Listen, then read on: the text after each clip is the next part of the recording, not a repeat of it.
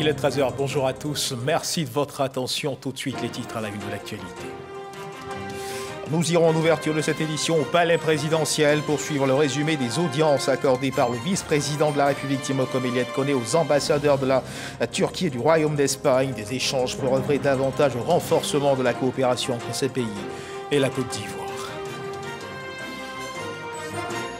Deuxième titre de cette édition, nous parlerons de transition fiscale, de la nécessité de renforcer la mobilisation des ressources intérieures afin de faciliter le fonctionnement de l'administration publique. Il en a été question au cours de la rencontre régionale portant sur la transition fiscale dans l'espace CEDEAO-UEMOA qui a eu lieu ici à Abidjan. Dans l'actualité internationale au Mali, selon le dernier rapport produit par la mission d'observation des élections dans le pays, la nouvelle loi électorale, si elle est promulguée, permettra aux militaires membres des actuelles autorités de transition de se présenter à la prochaine élection présidentielle. On en parle également dans cette édition. Voilà pour l'essentiel. Bonjour à tous et merci de nous suivre. La Turquie et le Royaume d'Espagne entretiennent d'excellentes relations de coopération avec la Côte d'Ivoire. Dans le cadre du renforcement de cette coopération, le vice-président de la République, Timoko Melia-Kone, a reçu en audience les ambassadeurs de ces pays. Le point de ces audiences avec Jérôme Kofi Abola. Tous les deux, ils sont des diplomates. Ce mercredi au palais présidentiel, ils ont successivement été reçus par le vice-président de la République, Timoko Melia-Kone. Le premier qui a échangé avec le vice-président s'appelle Rafael Soriano Ortiz. Il est l'ambassadeur d'Espagne en Côte d'Ivoire. J'ai profité de l'occasion pour exprimer au vice-président l'engagement espagnol avec la Côte d'Ivoire. Nous avons mentionné l'importance du volet économique et commercial. La situation ces dernières années a beaucoup amélioré, mais nous sommes convaincus qu'il existe toujours un marge d'amélioration très important qu'il faut certainement saisir. À l'instar du diplomate espagnol, l'ambassadeur de la Turquie en mission en Côte d'Ivoire s'est aussi entretenu avec le vice-président de la République. Le renforcement des relations entre les deux pays a également été évoqué. Nous avons saisi donc cette occasion pour justement réitérer notre volonté de voir la coopération entre la Côte d'Ivoire et la Turquie être relancée et aussi pour dire à son Excellence qu'il était important d'accroître les relations commerciales et surtout l'investissement dans votre pays de la part de nos investisseurs. Pour les diplomates turcs et espagnols, leur visite à Timoko Melia-Kone constitue des prises de contact visant notamment à le féliciter dans ses fonctions de vice-président de la République de Côte d'Ivoire.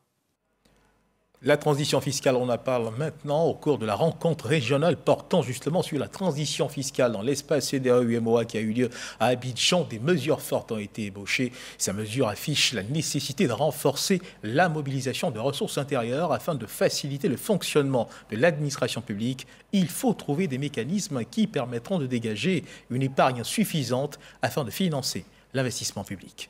Lancine Bakayoko. Cette rencontre d'Abidjan a tracé les bases d'un guide régional d'évaluation des dépenses fiscales en Afrique de l'Ouest.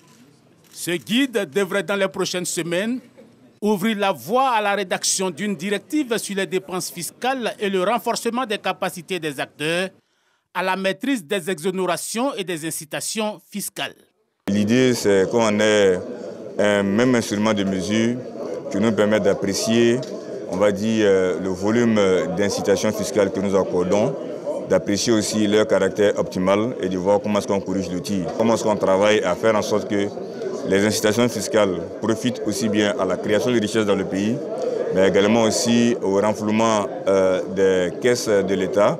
Le déploiement de ce guide régional d'évaluation des dépenses fiscales va être facilité par la mise en œuvre d'un système fiscal de référence, notamment en matière de TVA, tout comme d'outils dédiés à assurer la gestion rationnelle des principaux leviers pour l'optimisation de la mobilisation des recettes intérieures. On se dote d'instruments de mitigation qui nous permettent donc d'amortir les chocs et de pouvoir continuer sans trop de difficultés la marche donc, de notre économie.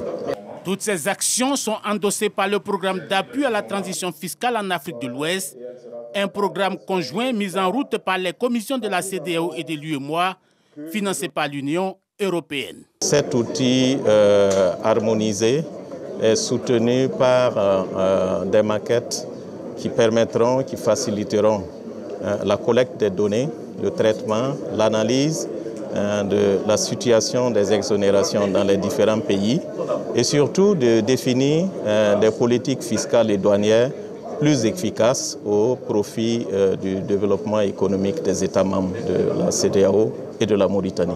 L'Afrique de l'Ouest travaille à établir un marché commun pour lequel il est impératif d'harmoniser progressivement les politiques et les lois fiscales sur les taxes intérieures.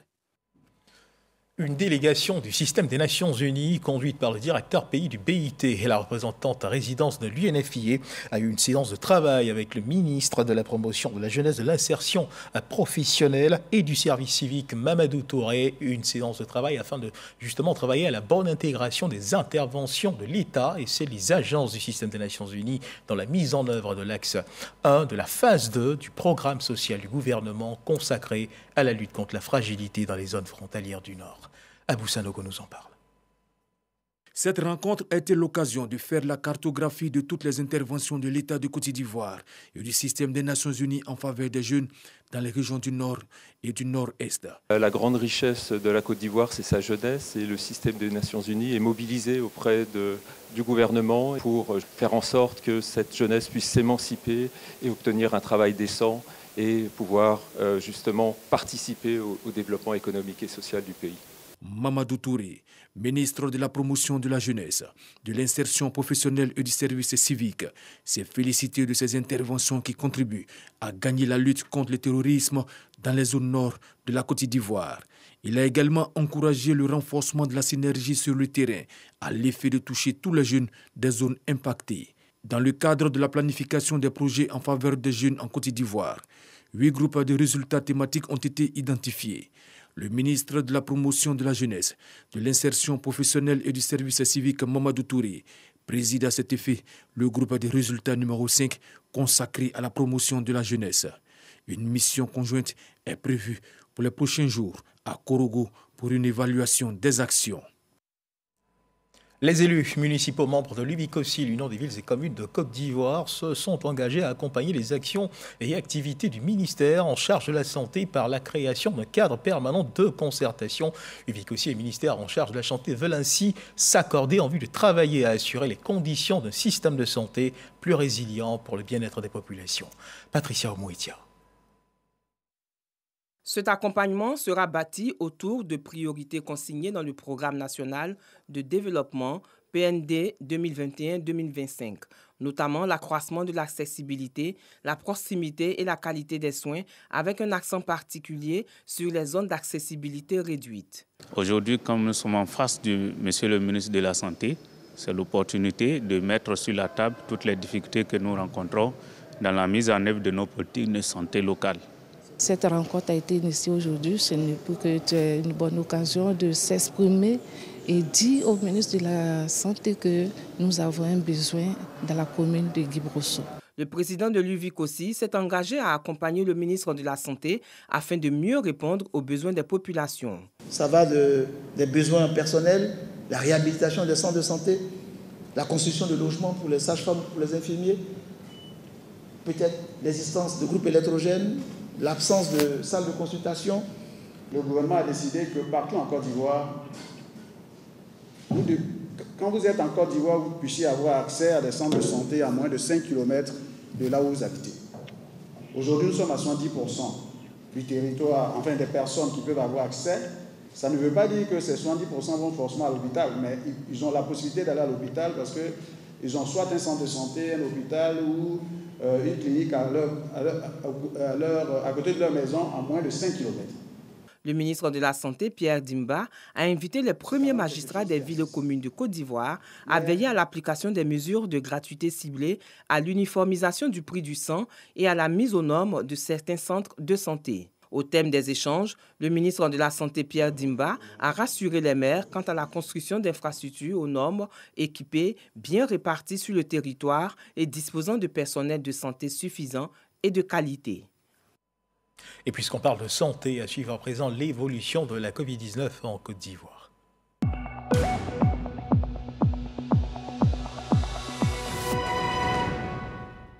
Le ministère de la Santé et de l'Hygiène publique de la couverture maladie universelle a enregistré hier, mercredi 22 juin 2022, 37 nouveaux cas de Covid-19 sur 1166 échantillons prélevés, soit 3,2% de cas positifs, 22 guéris et 2 décès.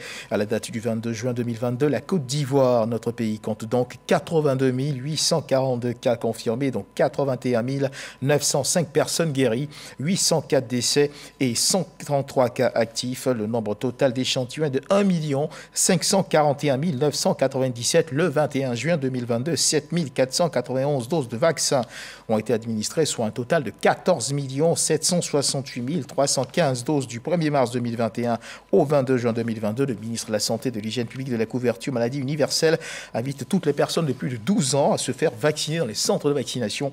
La vaccination contre la Covid-19, qui, rappelons-le, est gratuite et volontaire. Et comme dans de nombreux pays d'Europe, la France fait face à un rebond de l'épidémie de Covid-19, apporté en particulier par un sous-variant d'Omicron baptisé BA.5. Le taux d'incidence est passé d'environ 180 pour 100 000 habitants fin mai à 480 actuellement.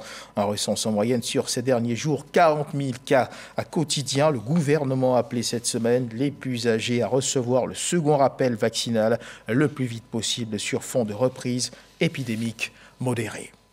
En culture, la 7e édition du Festival de la culture et des arts d'An a eu lieu du 1er au 5 juin dernier à Biancouma. Culture, tourisme, cohésion et développement local. Le thème de cette 7e édition, un festival qui a débuté par une opération grand ménage menée au sein de l'hôpital général de la ville de Biancouma. Les organisateurs de ce festival et leurs partenaires ont ensuite fait des dons aux nouveau-nés de l'hôpital. Le récit d'Abou Sano. Grand ménage à l'hôpital général de Biancouma. Objectif: donner une fière allure à cet édifice qui accueille plusieurs centaines de visiteurs par jour.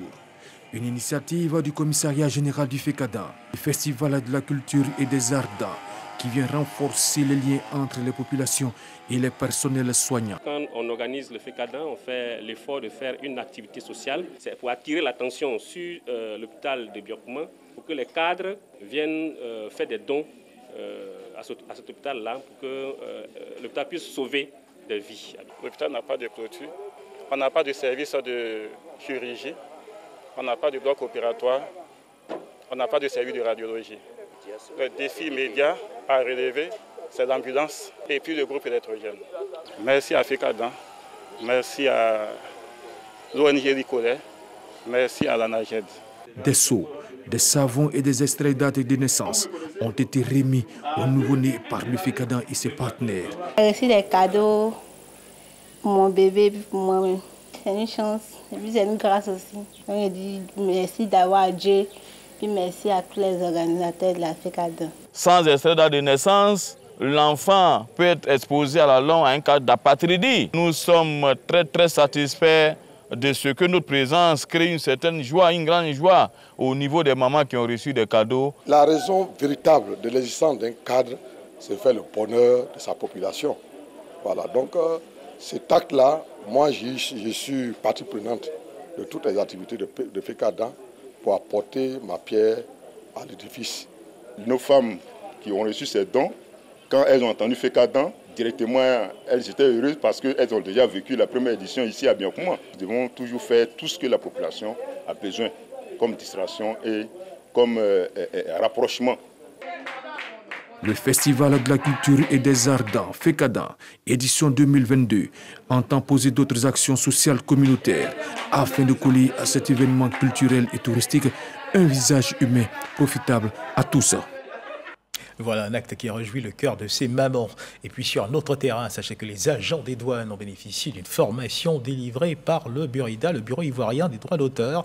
Cette formation a porté sur la copie privée relative aux supports smartphones, DVD, clés USB et autres. Il s'est agi pour le BURIDA de former les agents des douanes sur les méthodes indiquées en vue de prélever des droits sur ces supports aux frontières de la Côte d'Ivoire, mais aussi et surtout de les amener à comprendre la notion du droit d'auteur et à faire appliquer au mieux le décret d'application de la copie privée. Issa Chonoyeo. La rémunération de la copie privée est désormais une réalité en Côte d'Ivoire. Pour sa mise en application effective, l'implication des douanes ivoiriennes est nécessaire. C'est pourquoi le Bureau ivoirien du droit d'auteur, BURIDA, initie une formation à leur endroit. Objectif, leur permettre de comprendre l'essentiel de la rémunération pour copie privée en Côte d'Ivoire. Après cette formation, vraiment, j'ai acquis beaucoup de connaissances. Et j'essaie dorénavant comment appréhender les choses face à une situation de copie des œuvres. Il est très important pour nous de défendre les intérêts de nos artistes. Et donc, c'est dans cette optique que nous avons jugé bon de participer à cette formation. Pour les responsables du Burkina, cette formation à l'endroit des douaniers est fondamentale, d'autant plus qu'elle permettra de collecter au mieux les fonds sur les supports smartphones, les CD, les DVD, les clés USB et autres pour renflouer les caisses de la maison des artistes. Tout ce qui permet de photocopier, de reprographier ou de copier une œuvre de l'esprit doit être taxé soit de 3% ou de 4% sur le prix CAF, donc le prix à l'importation. Et donc la douane, évidemment, avant de dédouaner ces marchandises, devra s'assurer que les importateurs ont l'autorisation délivrée par le Burkina et également ont la quittance qui fait acquis libératoire du paiement donc de ces 3%, de ces 4%.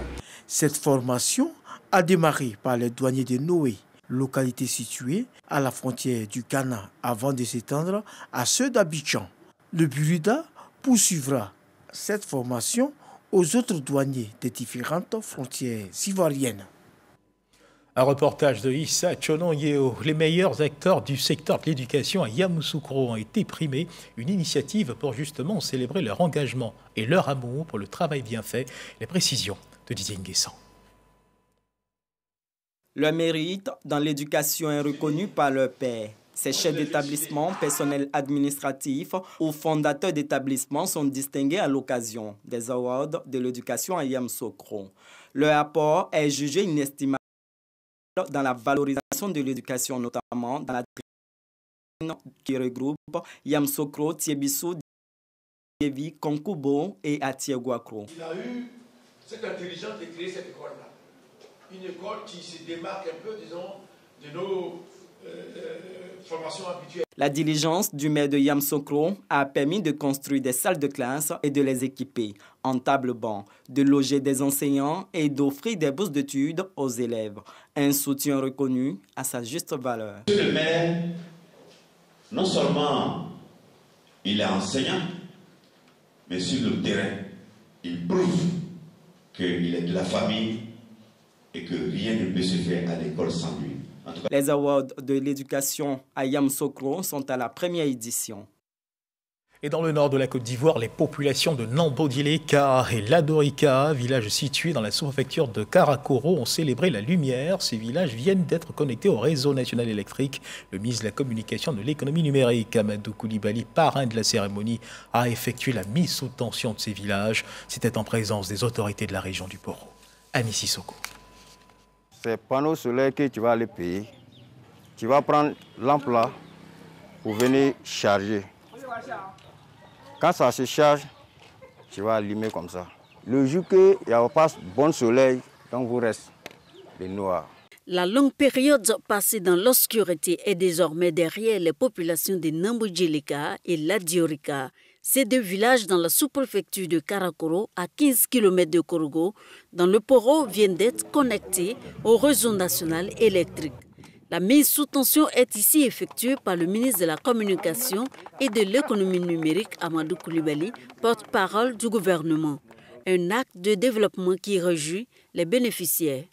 Notre joie de ce jour est grande car l'électricité va apporter le développement par la création d'activités génératrices de revenus pour les populations. Feu Amadou Gon Koulibaly, je voudrais le remercier ainsi que le président de la République, son Excellence Alassane Ouattara et son gouvernement pour cette action de développement qui va permettre le décollage économique et social de Nambodileka et Ladorika. La connexion au réseau national électrique de Nambodjelika et l'Adiorika est un projet inscrit au programme présidentiel d'urgence par l'ex-premier ministre Amadou Gon Coulibaly, cadre du Poro, en vue du développement de ces localités. Pour maintenir le cap, le ministre Amadou Coulibaly, parrain de cette cérémonie, appelle les fils et filles de la région à plus de solidarité pour booster le développement. Je voudrais en tout cas vous dire que moi je suis engagé, je suis déterminé à me battre pour apporter le développement à nos populations. Et partout où il sera question de développement, vous me trouverez à vos côtés. Un autre acte de développement, la construction d'un centre de santé intégré à Nambodjelika, un don de la mairie de Karakoro au profit de 9 villages. La première pierre est posée par le ministre Amadou Coulibaly qui apporte une contribution de 6 millions de francs CFA sur les 35 millions que coûte la réalisation de cette infrastructure. Voilà, retour dans cette édition sur les échos de la célébration de la fête des mères. C'est l'esplanade de la préfecture de Tanda qui a accueilli les milliers de femmes venues de toutes les contrées de la région du Gontogo pour participer à cette fête des mères initiée par l'amicale des femmes de Tanda. Marraine de cette cérémonie, la ministre de la fonction publique et de la modernisation de l'administration, Anne Désiré Ouloto, qui avait à ses côtés le ministre d'État, ministre de l'Agriculture et du Développement rural, Kobina Kwasi Agumani, lui-même fils de la région. Les deux membres du gouvernement sont arrivés les bras chargés de présents pour les femmes. 10 tricycles, 10 broyeuses, 5 motopompes, des milliers de complets de pagne, des kits marmites, des machines à coudre et du numéraire, le tout estimé à 30 millions de francs CFA. La mère est une bénédiction pour la famille, c'est un don. C'est pour cela que l'homme doit chérir les femmes. Alors je suis venu aujourd'hui soutenir mon frère, le ministre d'État, pour qu'avec lui, nous rendions hommage aux mères de Tanda. Et à travers les mères de Tanda, aux mères du Gontogo. Nous demandons à nos prêtres, nous demandons à nos pasteurs, à nos imams de prier pour Anne Ouloto. Que Dieu lui donne la santé, que Dieu lui donne les moyens, parce qu'elle sait partager. Il n'y a rien de beau que de dire merci. Toutes les femmes de la région du Gontogo leur disent merci. Pour cette cérémonie dédiée aux mamans, 141 chefs traditionnels du Gontogo présents ont donné un cachet spécial à cette fête. Des pas de danse qui traduisent la joie et la fierté de ces mamans. Une fête organisée en leur honneur. Ces femmes, ce sont les femmes émergentes de Grand Bassam. Et cette célébration se veut un moment de reconnaissance pour leur contribution au développement de la commune. Près de 200 femmes ont reçu des cadeaux et nous sommes vraiment contentes de cette manifestation. Et aujourd'hui, je suis contente qu'elles soient en joie. Elles ne demandent que peu. Les mamans ne demandent pas beaucoup. Il suffit de penser à elles. C'est avec un immense plaisir que je voudrais remercier toutes les mamans pour leur dévouement et l'amour qu'elles donnent chaque jour à leurs enfants, quel que soit leur âge. Oumar Bakayoko, parrain de la cérémonie, invite les mères à prendre une part active dans l'éducation de leurs enfants. Nous avons choisi ce jour de manière symbolique pour leur dire merci pour tout ce qu'elles font pour l'humanité. Et elles ont une grande responsabilité dans notre éducation. Elles n'ont qu'à continuer à éduquer nos jeunes, nos enfants, pour qu'ils puissent avoir la paix et la prospérité à Bassam. Créée en 2019, l'Association des femmes émergentes de Grand Bassam œuvre pour la formation et l'autonomisation de la femme. Elle compte à ce jour 460 membres. L'esplanade de la mairie d'Anyama comble de femmes, ce sont les mamans de la commune venues nombreuses pour célébrer la fête organisée en leur faveur par le maire Amidou Sila. Prestations artistiques, concours de femmes rondes à Oulaba et galgées pour marquer le moment. Ça, c'est une deuxième fois que le maire organise cela. En tout cas, j'exhorte toutes mes soeurs, toutes les mamans de s'unir pour qu'ensemble, nous puissions bâtir Anyama. Le premier magistrat de la commune se félicite de l'initiative. Amidou Sila exhorte de plus les femmes d'Anyama à rester solidaires.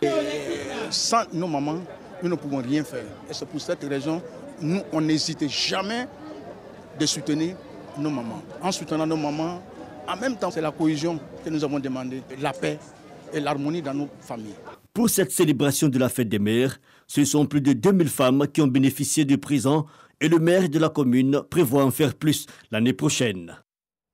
Voilà, tournons à présent le regard vers la région du Hambol, où l'esplanade du centre culturel de Katiula a abrité la 7e édition du festival du Carrefour des Alliés, un festival qui valorise les alliances ethniques et familiales, une initiative de l'ONG Convergence qui entend par le jeu de l'alliance revaloriser et promouvoir le tourisme, la culture, la paix et justement la réconciliation. Nous y reviendrons certainement dans nos prochaines éditions.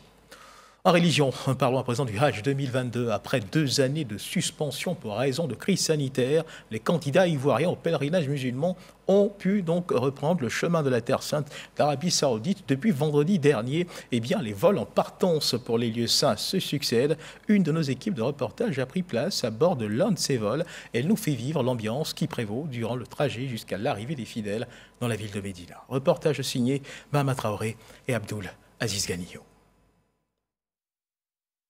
C'est aux environs de 3h30 du matin ce mercredi que le 4e vol charter transportant les candidats ivoiriens au pèlerinage musulman appelé Hajj a décollé d'Abidjan. À bord, 307 fidèles. Pour la plupart, ils effectuent leur premier voyage en Terre Sainte d'Arabie Saoudite, un moment rêvé. Dieu nous a donné les moyens et il nous a permis aussi de pouvoir le faire. Et donc, c'est vraiment une joie qui nous anime. Si nous avons été choisis parmi des milliers et des milliards de personnes pour pouvoir aller pratiquer vraiment ce Hajj-là cette année, je pense que c'est une grande joie, c'est un privilège pour nous. Ce soulagement estompe 2 années d'impatience pour cause de crise sanitaire mondiale. Enfin, ces candidats au Hajj iront découvrir les lieux saints dont ils ont tant entendu parler. Nous nous empressons pour aller répondre à l'appel d'Allah subhanahu wa ta'ala depuis Médine à la Mecque jusqu'à Arafat. Et on prie Dieu que tous les pèlerins ivoiriens soient en bonne santé là-bas. Le site que je rêve de voir, c'est Arafat. Parce que Arafat, c'est un seul jour. La bénédiction qui est là-bas, ce qu'on nous a dit, c'est tellement immense. Vraiment, j'ai envie de profiter de ça. Donc si j'ai un message à transmettre aux pèlerins, c'est de leur dire d'être beaucoup patient et endurant et d'être beaucoup discipliné. Pour mieux vivre la ferveur spirituelle du Hajj, un bon état physique s'impose aux serviteurs. Alors les encadreurs sanitaires affectés à chaque vol de futurs pèlerins procèdent à des contrôles de routine. Ok, c'est bon. Voilà, elle a 12-7. Voilà, donc la tension est bonne. Actuellement, c'est le vol. Il se repose. Voilà, mais si un passager appelle pour un mal ou bien pour des symptômes, on vient, on le voit et puis on le prend en charge. Après 6h30 de trajet, l'avion se pose à l'aéroport international de Médine, 2e ville sainte de l'islam, là où repose le prophète Mohammed et plusieurs de ses compagnons. Non loin de la principale mosquée bâtie par le messager de l'islam se trouve l'hôtel où est hébergé le contingent ivoirien. Chaque délégation qui arrive est accueillie avec enthousiasme, normal car le Saint-Coran qualifie chaque candidat au Hajj d'invité d'Allah. On est à plus de 1572 pèlerins qui sont déjà arrivés ici à Médine. Nous avons des commissions techniques, la commission restauration, la commission hébergement, la commission religieuse, la commission transport, la commission communication. Donc chacune de ces commissions joue son rôle pour faire en sorte que le séjour du pèlerin soit le plus agréable possible. Au lieu de 8 jours, comme lors des précédentes éditions, le séjour cultuel à Médine ne durera que 3 jours cette année. Mesures de restriction face à la Covid-19 obligent. Ensuite, les futurs pèlerins sont acheminés vers la ville sainte de la Mecque, cette fois pour véritablement accomplir les rites liés au Hajj.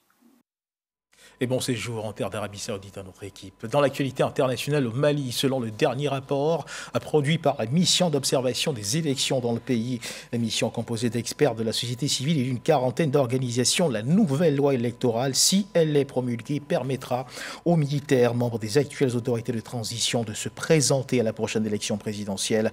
Cela à condition, bien sûr, pour cette commission de démissionner 4 mois auparavant si la charte de transition interdit au président de se présenter.